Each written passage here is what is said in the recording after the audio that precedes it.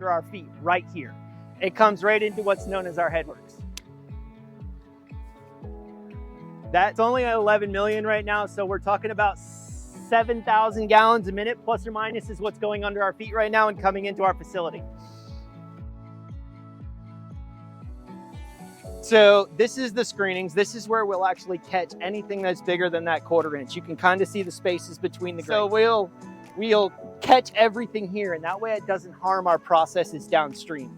Now, these big green poly boxes back here, we empty one of those like twice a week, and that is the only thing at this facility that goes to a landfill. We don't landfill anything. We reuse everything. So if you remember, next I said that we needed to get rid of our sand and our giant whirlpools. Well, here they are. So we have 4 of them in place right now, and it's constantly making that whirlpool just because of the way we have flow directed in it. It's actually being pumped up into these silver things on the side. These are called classifiers. And the grit is actually falling into the same dumpsters as what we had for the bag stuff from the front end.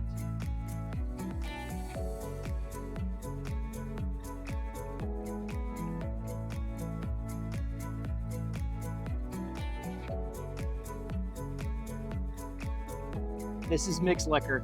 That's what it's called, mixed liquor. MLSS is what we call it for short, mixed liquor suspended solids, but everything you're seeing is bacteria. It's not poop. Now, it's a little bit misleading with the way that we're standing here because the top of this wall is actually 22 feet above the bottom. So this tank actually goes 22 feet down inside. Each tank has got about 7.5 million gallons, and we keep about 250,000 pounds of bacteria in each one doing the work for us. Now, this is the anaerobic zone, so we should have no oxygen in here at all. No nitrates, no free oxygen, no nothing. And this is where we're actually we're selecting for the phosphorus absorbing bacteria.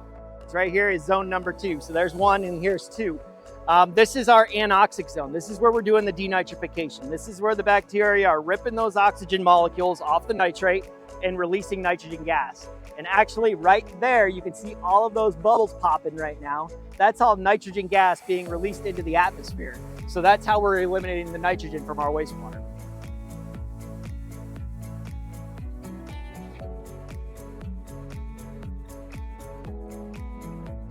Nasty smell y'all just got going through there, that bubbler that's coming off the side, that is actually a blower that's sucking all the nasty gases off from where the water comes in and injecting it into the basin. That's why it stunk right there. But now we fall over and we go into our second anoxic area. This is actually to polish. So that way we get rid of the last little bit of nitrate that we can get rid of in this area. Now, I told you indicator organisms are something that we use to actually tell our sludge health. From an operator who's been here for a long time, we can actually look at this foam and tell you whether we're good or not. So foam goes from a really white, think like a bathtub if you're taking a bubble bath. That's going to be a very, very young sludge. If you get it up and dark and black and glassy looking, that's a very old sludge. So this light tan color, this is what we're looking for. I know just based on looking at this that we're in a really good place.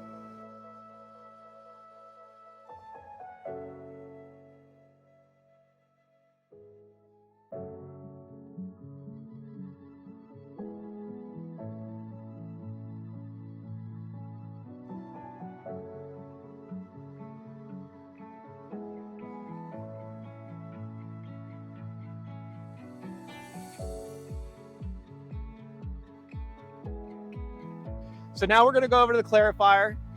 Remember, biosolids settled, put the clear water on top. That's where we're going next. So all we're doing from the brown water there to the clear water here is letting those bacteria settle.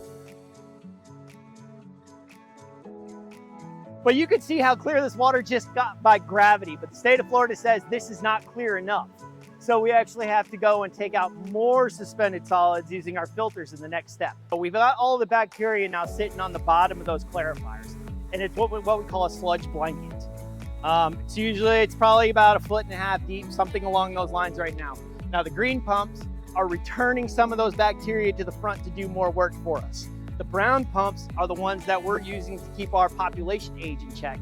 And they're being sent over to our biosolids facility to make fertilizer with. This is our filter complex right here. This has got the filters inside of it. As you can see, we've got 8 of them. 1, 2, 3, 4, 5, 6, 7, 8. On a regular day, we probably need between 4 and 5 of them in operation. So from there, we actually just put chlorine in right here underneath our feet, right at this grate. And then we go into our contact chambers where, based on that flow rate, we're doing about 21 minutes or something under contact time. And at the very end, because I can hear the pumps running, I know that this water is in compliance and going out to our reclaimed customers. So it'll be good water.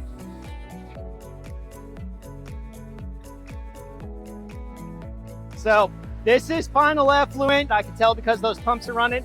It's actually going from here straight out to Florida Power and Light and International Paper right now. We actually pick up all the green waste from our sanitation area as well. So he's coming in, he's full of green waste, yard trash. He's weighing himself in and out on the scale and then dropping it off over at our compost facility. We actually take tractor trailers, usually 2 a day, over to the compost facility and mix it in. I think it's on a 5-to-1 ratio, 5 parts green waste, 1 part biosolids to make that really good compost. Now this is the most industrial part of our facility as well, so we'll just kind of walk straight through the back side of it. On the left-hand side is going to be our dryer, where we make that fertilizer that goes on Sod Farms golf courses. On the right side is where we make the cake.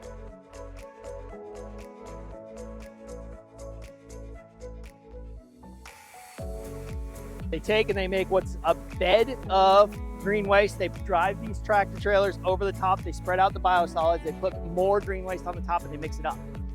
And I can see from here, but I don't know if you can, but in the top of some of those windrows, you got this little white circular item. That is what monitoring temperature, because we have to keep time and temperature for compost for compliance reasons. So every single one's got at least 1 and usually 2 or 3 in a windrow to maintain temperature. So that way we're killing pathogens, we're making sure that we're making good compost.